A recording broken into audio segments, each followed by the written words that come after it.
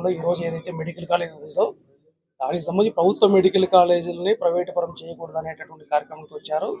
ఆ సందర్భంగా ఇంటికాడికి ఆహ్వానించినందు వరకు వచ్చారు, అంతేగాని మిగతా వాటి గురించి సంబంధించిన ప్రెస్ మీట్ కాదు. ఒకవేళ మేము చెప్పేటంటే నిన్న జరిగినటువంటి ప్రెస్ మీట్లో కూడా టీడీపీ నాయకులకు సంబంధించినటువంటి వైఎస్ఆర్ కాంగ్రెస్ పార్టీ నాయకులు అందరి పేర్లు వాడి అందరికీ ఏదో బురద జల్లాలనిచ్చినటువంటి పరిస్థితి. వాస్తవంగా అనంత వెంకటరామరెడ్డి గారు మాట్లాడినటువంటిది విధానం ఏంటి? కృష్ణా జలాల గురించి మాట్లాడినాడు, ఇరిగేషన్ గురించి మాట్లాడినాడు, రైతన్నల గురించి మాట్లాడినాడు.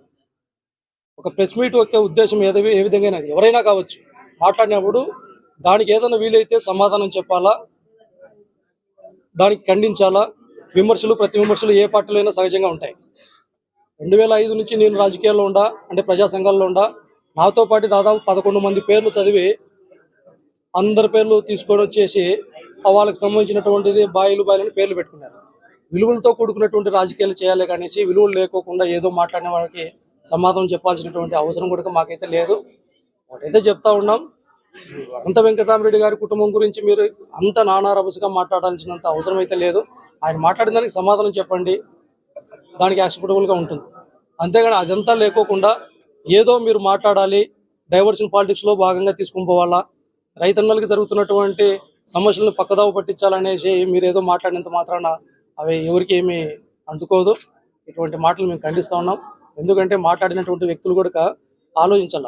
కృష్ణా జిల్లాలకి అంద్రినివాకి ఏంటి సంబంధం అని మాట్లాడుతున్నారు.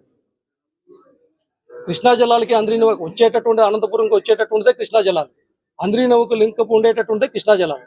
మరి వాటికి అన్నిటికీ మాట్లాడినప్పుడు ప్రెస్ మీట్లు పెట్టేటటువంటి ఉద్దేశం ఏంది? ఏదైనా ఒక ఉద్దేశం ఉంటే ప్రజల్ని చైతన్యవంతం చేయాలా, ప్రజలకు మన యొక్క ఆలోచన విధానాన్ని తీసుకొని పోవాలా. మేము ఏదైతే ఉన్నాం వైఎస్ఆర్ కాంగ్రెస్ పార్టీ నాయకులుగా మా నాయకుడు జగన్మోహన్ రెడ్డి గారి నాయకత్వంలో ఇవాళ రాష్ట్ర వ్యాప్తంగా క్రియాశీలకంగా ఒక పక్క విభజన విభాగంలో సిద్ధార్థ రెడ్డి గారు కావచ్చు, ప్రతి ఒక్కరు కూడా క్రియాశీలకంగా జగన్మోహన్ రెడ్డి గారి యొక్క ఆలోచన విధానాన్ని ప్రజలను చైతన్యవంతం చేస్తూ ప్రజల కోసం ప్రజలతో కలిసి ప్రజల గొంతుగా వినిపిస్తూ ఉన్నాం. అంతేగాని ఎవరో ఏదో మాట్లాడారనేసి మేము మాట్లాడాల్సినంత అవసరం లేదు, వారికి సమాధానం చెప్పాల్సినటువంటి పరిస్థితి కూడా లేదనేసి ఈ సందర్భంగా తెలియజేస్తా ఉన్నాం.